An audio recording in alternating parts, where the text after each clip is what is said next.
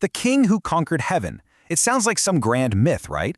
But what if I told you it's a story about a man who had everything? I mean, he ruled the entire world, and then he went on to rule the heavens, only to lose it all because of a single, tiny thought.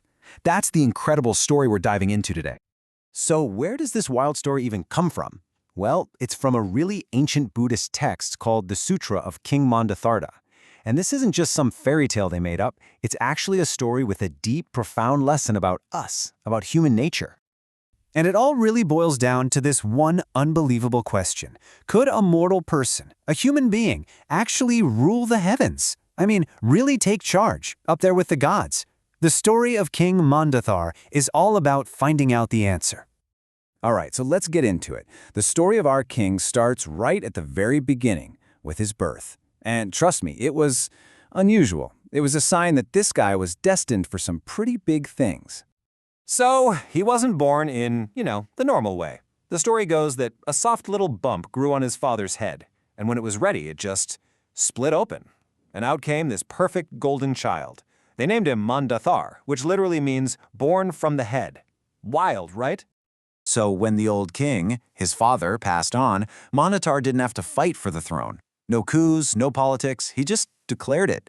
He basically said, if I'm supposed to be king, the stuff that makes me king will show up. And poof, a celestial crown, a throne, all the royal treasures, they just appeared right in front of him. This wasn't power in the way we think of it. This was reality itself bending to his will. So he's king of his land, and he barely had to try. You'd think that would be enough, right? Nope. For Mandatar, this was just the beginning. His ambitions started to go cosmic. And before he even thought about conquering other places, he wanted to see just how powerful he was. So with nothing more than the thought, he made it rain pure gold inside his palace. For 7 days straight. Just imagine that, a literal downpour of cash showing just how insane his good fortune was. Right, so his kingdom is now drowning in gold. What's next? He looks to the other continents. But again, no armies, no battles. He and his court just flew through the air. And one by one, he brought the whole world under his rule. Just like that. His last stop on Earth was basically a paradise. I mean, a place where you don't have to work because amazing food and fancy clothes just grow on trees. He literally conquered a utopia. But here's the thing about Mandathar. Even conquering paradise wasn't enough. He's conquered the entire world, every continent, even the perfect one. So, where do you go from there? There's only one direction left, right? Up. He decided he was going to conquer the heavens. And the way the text describes the heaven he enters, it's just incredible. It says the ground felt like walking on cotton, the air smelled amazing, and heavenly flowers were falling from the sky like rain, until they were literally knee-deep in the streets. Just a total sensory overload of perfection. And get this, he didn't go by himself. He brought his whole army, his whole court, with him. They fly up past these enormous mountains made of pure gold, all the way to the top of the cosmos, to the home of the gods themselves.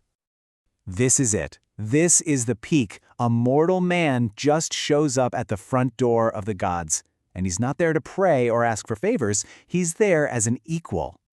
And you'd expect to fight, but no. The chief god, Indra, he just welcomes him. He sees how much good karma Mandathar has, and he literally offers to share his throne. Half for him, half for Mandathar. And the moment Mandathar sits down, he transforms. His voice, his face, his power, he becomes identical to Indra. So now you've got two kings sitting on the throne of heaven, ruling together. The other gods are looking at them, and they can't even tell who is who. They're perfect doubles, except for one tiny little thing. See, gods, they don't blink. But Mandathar did. For all his godlike power, that one little twitch of his eyes showed he was still, deep down, a mortal. Okay, let's just recap. He ruled the entire planet. Now he's co-ruling heaven itself. He has achieved, literally, everything, more than any human has ever dreamed of. And then, in a split second, it all falls apart, because of one single thought. He'd been up there for ages, sharing the throne. But then this little flicker of greed creeps into his mind.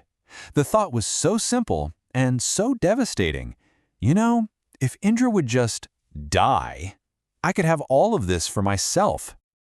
That was it. Game over. In that single instant, that one greedy thought, acted like a switch. It just turned off all the good karma that had powered his entire life. The magic, the power that made gold rain from the sky, it was just gone.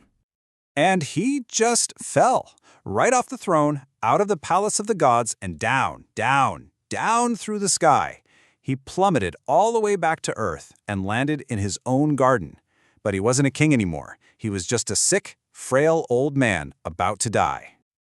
Wow. What a story, right? A spectacular rise and an even more spectacular fall. So, what's the point of it all? Well, this is where the story stops being a myth and starts being a really powerful lesson.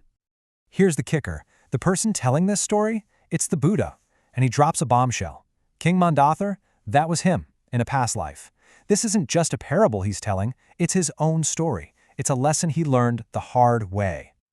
The whole story is basically a giant explainer on one concept: karma. And it's not about some god in the sky rewarding or punishing you. It's more like a law of nature, like gravity. You do good things happen. You do greedy, selfish things, bad things happen. Simple cause and effect. And they trace it all back to these tiny little actions in that past life. As a merchant, he once offered a Buddha a handful of beans. The 4 beans that landed in the bowl, that's why he got to rule 4 continents. The beautiful flower he offered, that turned into the rain of gold. But you know, 1 bean hit the side of the bowl and fell out. And that's why he made it to heaven but couldn't quite rule it alone. It's incredible, right? Tiny little seeds grow into these massive consequences. So all of this leaves us with one last big question. This guy, Mandathar, he had it all. More wealth than you can imagine, power over worlds, he even got to sit with the gods. But it was that one little thought, the desire for more, that brought him down. Which really makes you think, doesn't it? If you could have absolutely anything you wanted, would it ever actually be enough?